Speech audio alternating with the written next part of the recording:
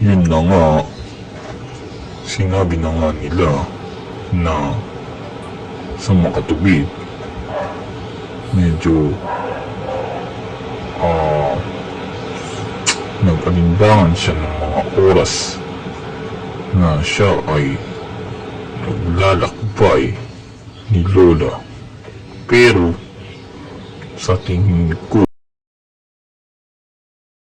ano kaya ang dahilan ng mga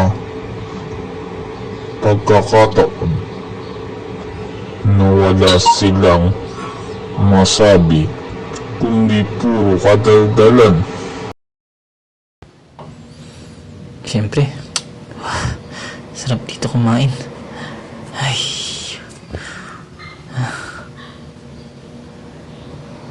Lagi bang ikaw sa puso ko? Laging tibok ng puso mo.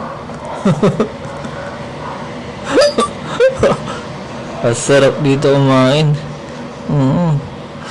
Ay, kasama ko nga pala ang pinaka-favorite ko na alaga. Walang iba kundi ang lola ko, si Lola.